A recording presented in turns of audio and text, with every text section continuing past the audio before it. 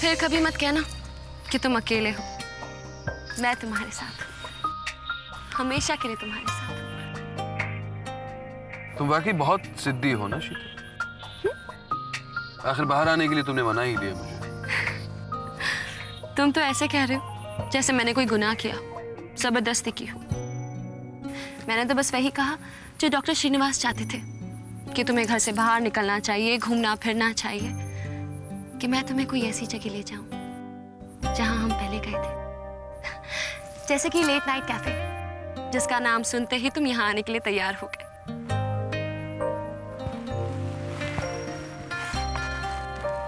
मेरी ये समझ में नहीं आ रहा कि स्पेसिफिकली इसी रेस्टोरेंट में आने के लिए मैं तैयार क्यों हुआ। आखिर इस जगह में कौन सी खास बात है? वो मैं नहीं जानती, लेकिन हाँ इतना जरूर जानती हूँ, यहाँ की एक पर्टिकुलर डिश है जो तुम्हें बहुत पसंद है। एक पर्टिकुलर डिश? याद करने की कोशिश तो करो। मुझे तो कुछ याद नहीं आ रहा। Oh, come on, Abhay. Please try.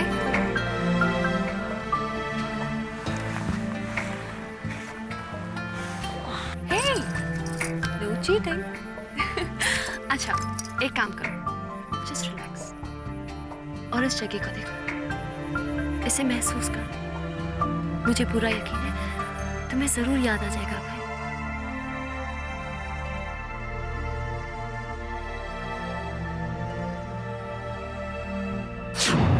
मुझे एक कंप्लीट हाउस वाइफ चाहिए।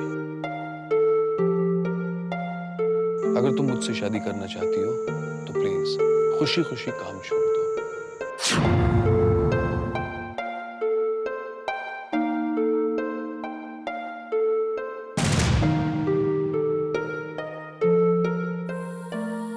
क्या हुआ? कुछ याद आया? वो मेरे साथ यहाँ आई है। कौन? वहां देखो देखो, हम उसी टेबल पर बैठे थे। किसकी बात कर रहे हो तुम? अरे उसी की जिसका चेहरा हमेशा मेरी आंखों के सामने आता है, लेकिन जिसका नाम मैं नहीं जानता। वो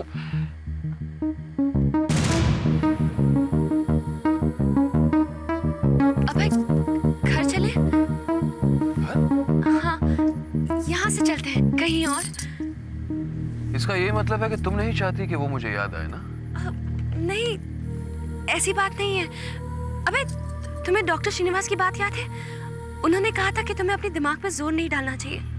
प्लीज अभय चलो ना, कहीं और चलते हैं। Come Abhay, please come come come, please come. हाँ तो ये काम शीतल के साथ अभय?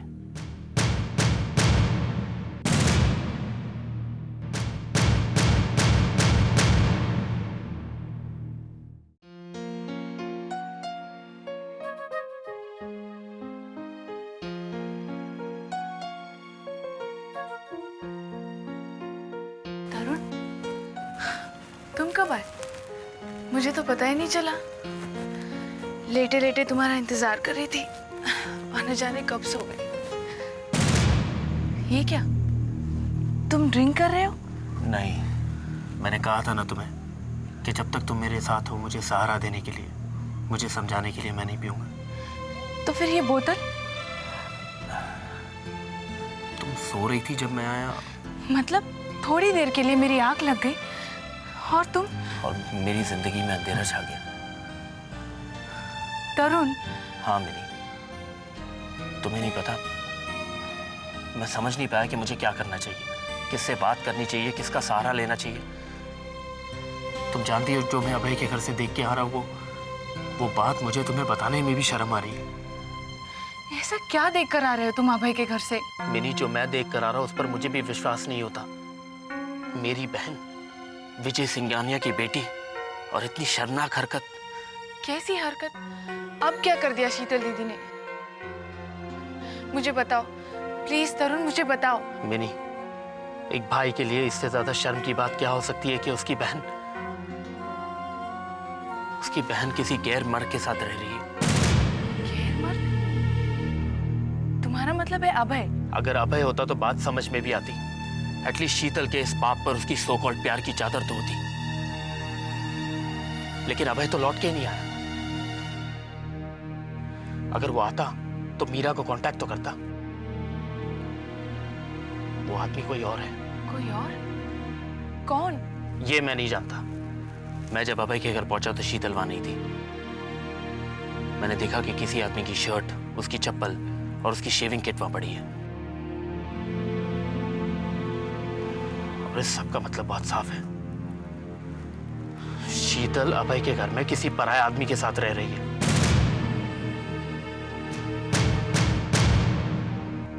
नहीं तब शीतल दीदी में लाख बुराई सही, लेकिन वो ऐसी नहीं है। मैं ये बात कैसे मान लूं? तो मत मानो। तुम्हारे मानने ना मानने से कोई फर्क नहीं पड़ता। सच यही है कि शीतल अभय के घर किसी गैर आदमी के साथ रह रही है। और वो आदमी कौन है मैं पता लगा के रहूंगा। इसका मतलब यह हुआ कि अभय शीतल के पास वापस आ गया है और उन दोनों ने शादी कर ली है। इम्पॉसिबल। अगर शीतल ने शादी की होती तो मुझे जरूर मालूम होता। फिर मत भूलो कि मैं उसका वकील हूँ। नहीं चतुर्वेदी, तुम शीतल सिंघानिया को अच्छी तरह से नहीं जानते हो। यह बात उसने जानबूझकर लोगों से छुपा के रखी है। क्यों? ताकि मुझे उसके पहले पति को यह ना पता चल पाए। ओह, राइट। शायद तुम सही कह रहे हो। शीतल ऐसा सोच सकती है। चतुर्वेदी, लेकिन जानते हो मेरी किस्मत मेरे साथ है, जो कि मुझे पता चल चुका है।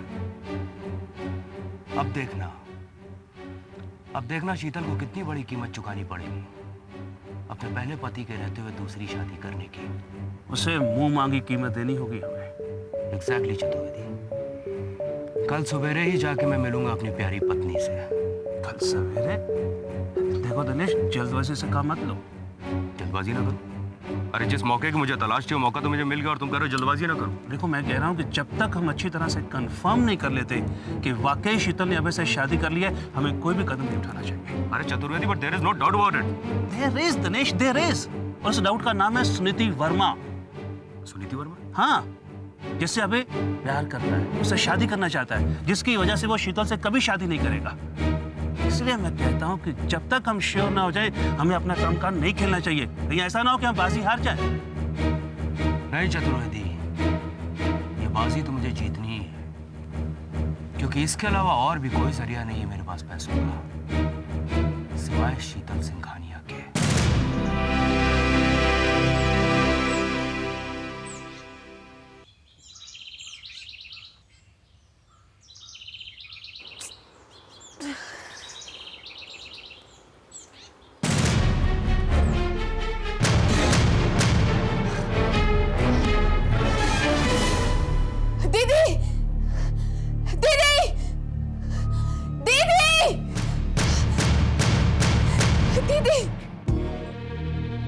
मासी, आपने ऐसा क्यों किया?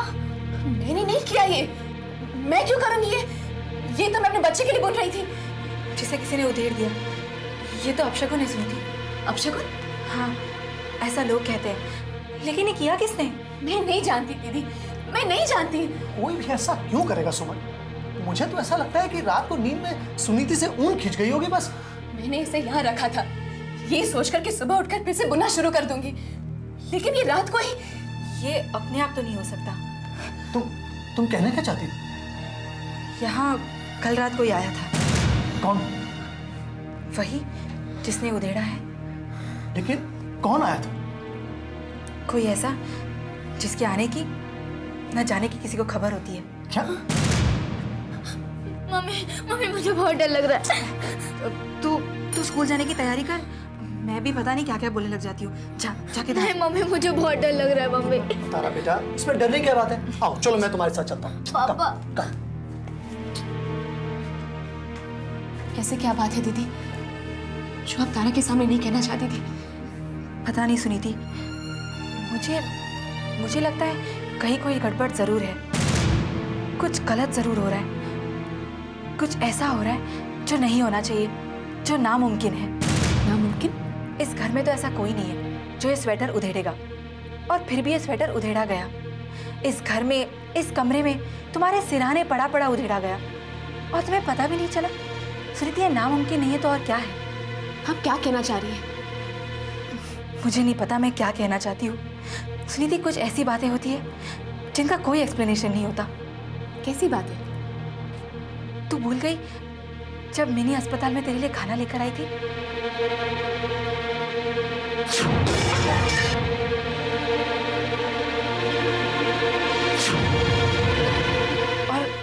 और अभय के बर्थडे के दिन जब हम वो मिठाई बांट रहे थे।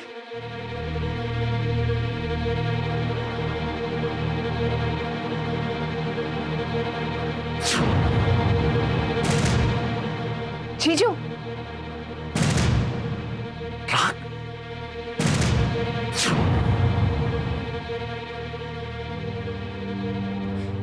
ये सब क्यों हुआ, कैसे हुआ, किसने किया, है कोई जवाब तेरे पास? नहीं है।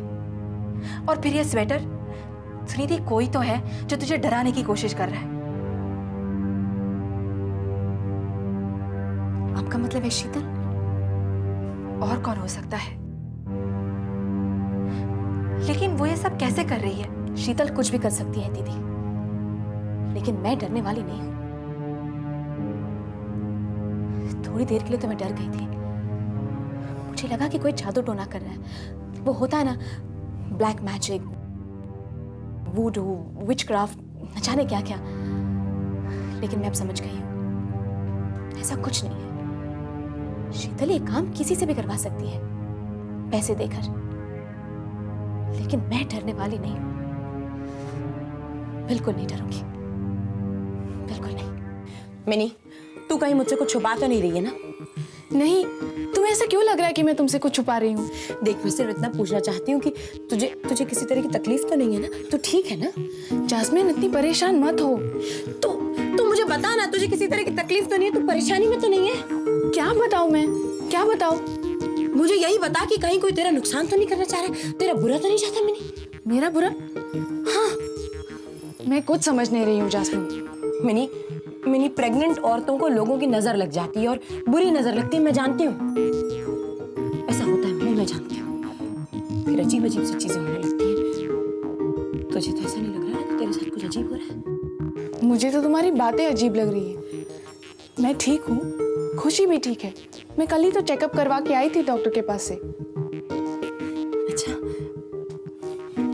तू कह रही है तो फिर सब ठीक होगा। सॉरी, मैंने तुझे भी परेशान कर दिया। नहीं जास्मिन, मुझे अच्छा लगा तुम्हारा यूं मेरे लिए फिक्र करना, मेरी सेहत के लिए परेशान होना। इतना परेशान तो शायद मेरी अपनी माँ भी नहीं होती। तो क्या मैं तेरी माँ नहीं? काश कि मैंने तुम्हारे कोख से जन्म लिया होता। तकदीर ने मुझे ये सौभाग्य नहीं दिया, लेकिन तूने मुझे माँ बनने की खुशी दी। तूने दी। मुझे ऐसा क्यों लग रहा है कि मैं रो दूंगी? तुम रो तो रही हो। रो रही हूँ। हम दोनों ही रो रहे हैं। क्यों रो रहे हैं? कि तुम मेरे घरे जो नहीं लग रही हो।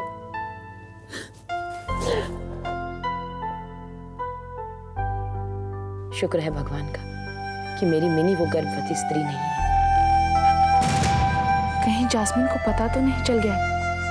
दिल्ली ने वो श्राप मुझे दिया था, मेरी बच्ची नहीं, मैं मर जाऊंगी।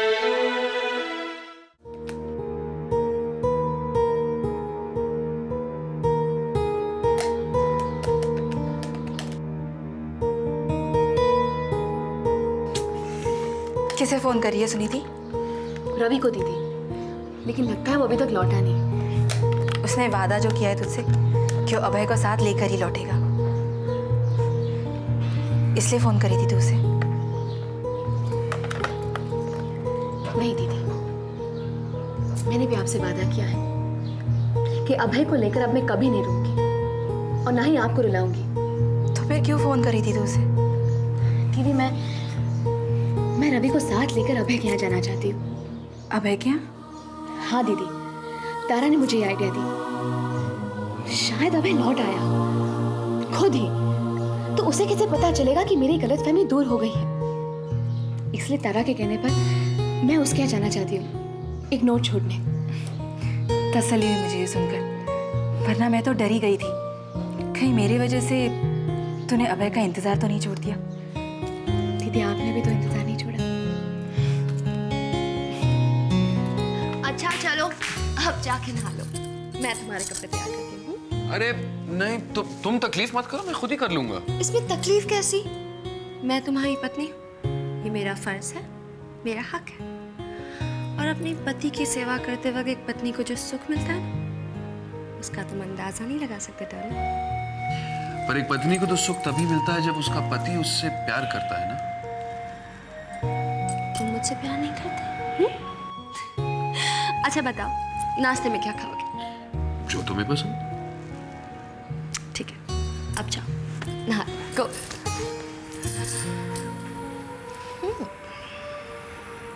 एक दिन तुम हर वो काम करोगे डार्लिंग जो मुझे पसंद हो।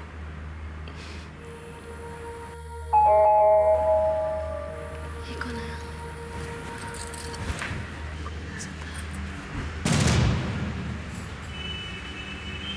तुम? Good morning Sheetal ji. Good morning. तुम यहाँ कैसे? आपके घर गया था, पता चला आजकल आप यहाँ रह रही हैं। पिछले कुछ दिनों से मैं यहाँ रह रही हूँ। कोई खास वजह? मेरा मतलब कि आपने शादी कर लिया मिस्टर अभय ओझा से? नहीं, अभी तक नहीं। तुम्हें मुझसे कुछ काम था? जी हाँ, काम तो है। क्या हम बैठकर बात कर सकते हैं? नहीं, यहीं बोलो काम क्या है। ये घर मिस्टर अभय ओझा का है ना? तभी तो मैं यहाँ रह रही हूँ चतुर्वेदी। तुम बताओ बात क्या है? शीतल जी, मैं ये जानना चाहता था कि क्या आप अब भी अपने पति से डिवोर्स लेना चाहती हैं? उससे मेरा पति मत कहो। आई एम सॉरी, मैं समझ सकता हूँ। मेरा कहने का मतलब ये था कि क्या मिस्टर दिनेश चोपड़ा से आप अब भी डिवोर्स लेना चाहती हैं? हाँ, लेकिन वो मिले तब ना। मुझे खबर मिली है कि वो इसी शहर में है। क्या?